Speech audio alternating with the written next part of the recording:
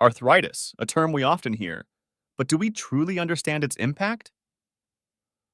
Arthritis is not just a condition, it's a daily challenge for those grappling with joint pain and inflammation. It affects the very fabric of movement and can manifest in various forms, from osteoarthritis to rheumatoid arthritis. For those familiar with arthritis, you know the struggle, stiffness, swelling, and that relentless ache that can make simple tasks feel like climbing a mountain. Today, we're not just addressing the symptoms, we're deciphering how our dietary choices can either alleviate or exacerbate these challenges. When we consume added sugars, those sneaky sugars often found in processed foods, sodas, and sweets, it sets off a cascade of events in our bodies. One key player is inflammation. Added sugars can trigger inflammation, and when it becomes chronic, it can contribute to the development and progression of arthritis. Picture inflammation as your body's response to an intruder. When we consume excess sugars, our immune system can go into overdrive, mistakenly attacking our own tissues, including the joints. This inflammation not only worsens existing arthritis, but can also potentially kickstart the development of arthritis in individuals who are predisposed. It's not just about the obvious sugary treats. Added sugars hide in seemingly innocent foods like sauces, cereals, and even some seemingly healthy snacks. Reading labels becomes crucial to spot these culprits. What are inflammatory fats? We're talking about the infamous trans fats and certain saturated fats. Found in many processed and fried foods, these fats can set the stage for chronic inflammation, a key player in the arthritis story. Imagine inflammation as a fire in your body. Now, some fats can act as fuel for this fire, making it burn hotter and longer. Inflammatory fats, when consumed regularly, can trigger an immune response that over time contributes to joint damage and arthritis. It's not about demonizing all fats. In fact, healthy fats like omega-3 fatty acids found in fatty fish, flax seeds, and walnuts have anti-inflammatory properties that can actually support joint health. It's about finding the right balance. Now, where do we encounter these inflammatory fats? Fast food, processed snacks, and some cooking oils are common culprits. Reading labels becomes crucial. Look out for partially hydrogenated oils, a red flag for trans fats, and be mindful of your overall saturated fat intake. What are nightshades?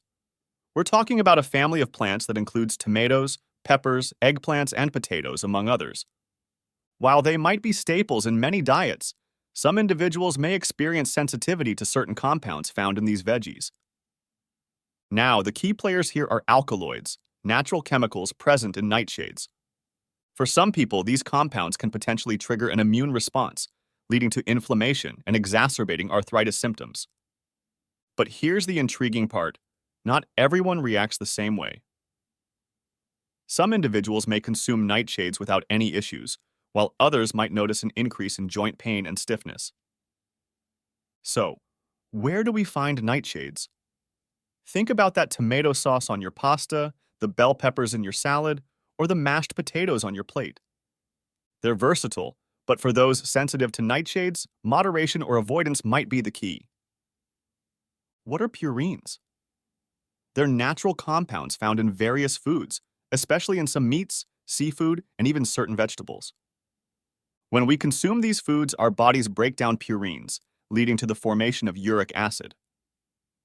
Now, in normal circumstances, this is excreted, but for some, it can be a game changer. For individuals with a sensitivity to purines or those prone to high levels of uric acid, it can accumulate in the joints, forming crystals. These crystals then trigger inflammation, leading to a type of arthritis known as gout. So, where do we find these purine-rich foods? Think about that juicy steak, the seafood platter, or even some vegetables like asparagus and spinach. While they're delicious for those susceptible, moderation and awareness become key. Stick around, as I'll be sharing practical tips on managing purine intake and keeping your joints happy. What happens when we consume high-salt foods? Salt, or sodium chloride, is vital for various bodily functions, but excessive intake can lead to complications. When we indulge in too much salt, our bodies retain water to balance the sodium levels, leading to swelling and increased blood pressure. Here's where it ties into arthritis. Excessive sodium levels can trigger inflammation. Inflammation, as we know, is a major player in arthritis, contributing to joint pain and stiffness. It's like adding fuel to the fire of an already sensitive system. So, where do we find these high-salt foods? Think about your favorite processed snacks, canned soups, and restaurant meals. Even seemingly innocent condiments can pack a salty punch. It's crucial to be mindful of hidden sodium in our diets. What exactly are ages? They're compounds formed when proteins or fats combine with sugars in our bloodstream. While some ages are naturally produced in the body, an excessive intake from our diet can be problematic. When we consume foods high in ages, our bodies absorb them, and they can accumulate in our joints over time. This accumulation triggers inflammation and oxidative stress, which are key players in the development and progression of arthritis. When we consume foods high in ages, our bodies absorb them, and they can accumulate in our joints over time. This accumulation triggers inflammation and oxidative stress, which are key players in the development and progression of arthritis. Where do we find these high-age foods? Think about your grilled meats, fried foods, and even certain processed items. It's not just about the sugar content, but also how the food is cooked and processed that contributes to elevated age levels. What exactly is gluten? It's a protein found in wheat, barley, rye, and their derivatives. While gluten is harmless for most people, for some individuals, it can set off a cascade of events leading to inflammation and, in some cases, contributing to arthritis. For those with celiac disease, an autoimmune condition triggered by gluten, the immune system reacts to gluten as if it's a threat. This immune response not only damages the small intestine, but can also lead to systemic inflammation, affecting the joints and potentially causing arthritis. Now, it's important to note that not everyone with arthritis has a gluten sensitivity.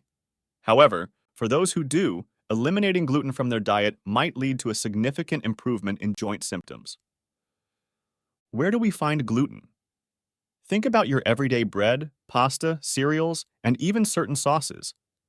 Gluten hides in many unsuspecting places, making it essential to be diligent in reading food labels.